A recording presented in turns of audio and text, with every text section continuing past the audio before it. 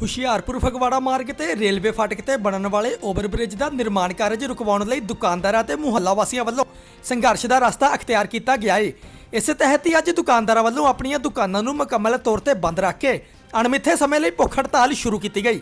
ਇਸ ਮੌਕੇ ਦੁਕਾਨਦਾਰਾਂ ਤੇ ਮੁਹੱਲਾ ਵਾਸੀਆਂ ਵੱਲੋਂ ਕੈਬਨਿਟ ਮੰਤਰੀ ਸੁੰਦਰ ਸ਼ਾਮ ਅਰੋੜਾ ਵਿਰੁੱਧ ਜੰਮ ਕੇ ਮੁਰਦਾਬਾਦ ਦੇ ਨਾਅਰੇ ਵੀ ਲਗਾਏ ਗਏ।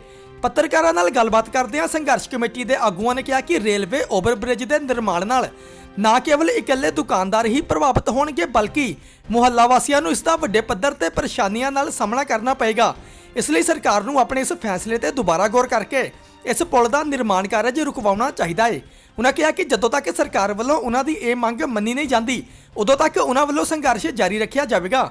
ਹੁਸ਼ਿਆਰਪੁਰ ਨਿਊਜ਼ ਦੇ ਨਾਲ ਚੇਤਨ ਕਸ਼ਪ ਦੀ report.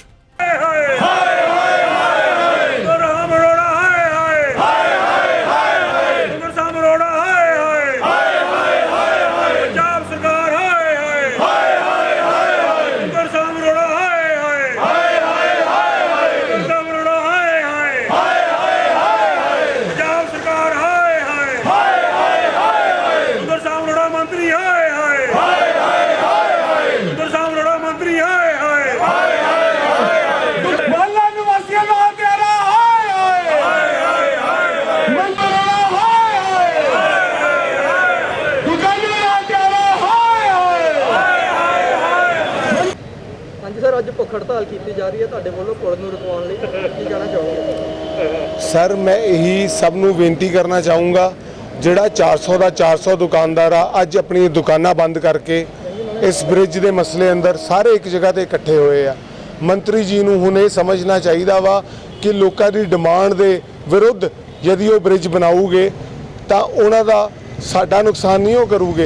In the longer run जो सरकार का 100 करोड़ रुपया वेस्ट करन जा रहे हैं जिस ब्रिज की हुशियारपुर नूं जरूरत ही है नहीं। इस रेलवे स्टेशन नूं शिफ्ट करके यदि अगे कर दिता जाए सिर्फ 1 किलोमीटर अगे कर दिता जाए 100 करोड़ रुपया सरकार का बचेगा।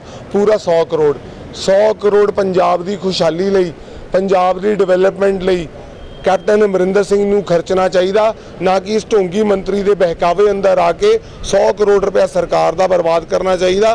ये मंत्री जी सिर्फ अपनी प्रॉपर्टी जो कि 5 साल तो अगे पई हुई है उन्होंने बेचण के चक्कर अंदर इस आरओबी नूं बनवा रहे आ। ये लोगों के हित लई आरओबी नहीं बन रहा। ये मंत्री जी का जिहड़ा पर्सनल एजेंडा वा अपना बिजनेस अगे ਵਧਾਉਣ ਦਾ ਇਹ एजेंडा मंत्री जी चला रहे आ ना कि हुशियारपुर की डिवेलपमेंट का। अगे सारी प्रॉपर्टी मंत्री जी के चहेते मंत्री जी के पार्टनर्स दियां पईयां वा। तुसीं आप जाके इनक्वायरी कर लो। मैं डीसी मैडम नूं भी हथ जोड़ के पूरी संघर्ष कमेटी वालों बार बार रिक्वेस्ट करदा मैडम प्लीज़ साडा साथ दिओ, प्लीज़ ये मैटर नूं इनक्वायर करवाओ, प्लीज़ इनू चैक करवाओ कि अगे जिहड़ी प्रॉपर्टी है वो किहड़े बंदियां दी है। मैडम नूं खुद पता चल जाएगा कि मंत्री जी करप्शन का सूत्रधार आ। ये दुकानदारां नूं डोबण का सूत्रधार जिहड़ा वा वो सुंदर श्याम अरोड़ा वा। जिन्हां नूं ये सपना आया उन्हां नूं सपना 2 साल पहला अचानक आ गया कि आरओबी बनना चाहिए। किसी की डिमांड सी इस आरओबी नूं लैके कोई चाहता है ब्रिज बने। यदि आपां हुशियारपुर की तरक्की करनी है तो सानूं ये रेलवे स्टेशन फगवाड़े दे नाल उस तो बाद नंगल दे नाल उन्हां दे नाल जोड़ना ही पाएगा। यदि आप चाहते हैं कि साडा हुशियारपुर अगे तरक्की करे 1 किलोमीटर अगे लै जांदे रेलवे स्टेशन नूं उतों जोड़ देंदे।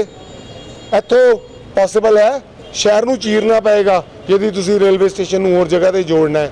मंत्री जी का सिर्फ एक इंटरस्ट आ अपनी प्रॉपर्टी नूं बूस्ट करवा के करोड़ों रुपया कमाना आरओबी दे अंदर। और एक बारी फिर हथ जोड़ के संघर्ष कमेटी वालों डीसी मैडम नूं और सीएम साहब नूं ये रिक्वेस्ट है कि साडा जीवन इस करप्ट मंत्री तो बचाओ। एक करप्ट मंत्री जो कि 2 चेहरे लैके हुशियारपुर च घूमदा वा इन्हें अज तक किसी का भला नहीं किया। हर चीज़ बिजनेस इनवॉल्व आ अपनी कमाई। और डीसी मैम नूं भी ये गल समझनी पेगी कि वो 400 परिवार का गला नहीं घुट सकते। 15,000 मुहल्ला निवासी रहिंदे नाल दे 6 महल्लियां दे अंदर जिन्हां दा जीवन नरक बन जाएगा। ऐदां दे पेशेंट रहिंदे आ ऐदा दे बजुर्ग लोग रहिंदे जिन्हां नूं डॉक्टर की लोड़ पैंदी है। जो ये सड़क पट हो जाएगी दसो उन्होंने डॉक्टर दे किद्दां लैके जाना वा। ये सारियां प्रॉब्लम्स बेसिक प्रॉब्लम्स आ। 50-50 किलो मिट्टी उड़ के जाएगी हर दुकानदार के घर के अंदर। इसलिए प्लीज़ साडी हेल्प करो साडा साथ दिओ। धन्यवाद।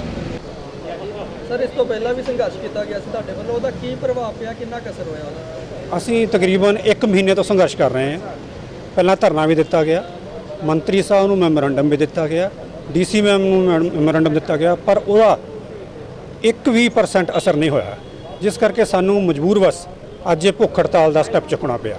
ਤੇ ਇਹ ਭੁੱਖ ਹੜਤਾਲ ਇੱਦਾਂ ਹੀ ਜਾਰੀ ਰਹੇਗੀ ਜਦ ਤੱਕ ਇਹ ਪੁਲ ਨਹੀਂ ਰੁਕਦਾ। ਸਾਰੇ ਦੁਕਾਨਦਾਰ 400 ਦੁਕਾਨਦਾਰ ਇਹਦੇ ਥੱਲੇ ਨੁਕਸਾਨ ਹੋ ਰਿਹਾ। 400 ਦੁਕਾਨਦਾਰ ਨਹੀਂ, ਉਹਨਾਂ ਦੇ ਨਾਲ ਜਿੰਨੇ ਉਹਨਾਂ ਤੇ ਵਰਕਰ ਕੰਮ ਕਰ ਰਹੇ ਆ ਸਾਰੇ ਬੇਸਹਾਰਾ ਹੋ ਜਾਣਗੇ ਜੇ ਇਹ ਪੁਲ ਬਣ ਗਿਆ ਤਾਂ। ਉਹ ਤਕਰੀਬਨ ਆਤਮ ਹੱਤਿਆ ਨੂੰ ਮਜਬੂਰ ਹੋਣਗੇ ਜੇ ਇਹ ਪੁਲ ਬਣ ਗਿਆ ਤਾਂ। ਅਸੀਂ ਇਹ ਚਾਹੁੰਦੇ ਹਾਂ ਵੀ ਇਦਾਂ ਦਾ ਕੋਈ ਵੀ ਸਟੈਪ ਨਾ ਚੁੱਕਿਆ ਜਾਵੇ ਜਿਹਦੇ ਨਾਲ ਆਤਮ ਹੱਤਿਆ ਲੋਕੀ ਕਰਨ ਤੇ ਸਰਕਾਰ ਨੂੰ ਮਜਬੂਰਨ ਕੋਈ ਨਾ ਕੋਈ ਸਟੈਪ ਇਦਾਂ ਦਾ ਚੱਕਣਾ ਪਵੇ। ਅਸੀਂ ਫਿਰ ਬੇਨਤੀ ਕਰਦੇ ਹਾਂ ਵੀ ਮੰਤਰੀ ਸਾਹਿਬ ਇਦਾਂ ਦਾ ਕੋਈ ਸਟੈਪ ਨਾ ਚੁੱਕੋ ਜਿਹਦੇ ਨਾਲ ਸ਼ਹਿਰ ਦਾ ਨੁਕਸਾਨ ਹੋਵੇ।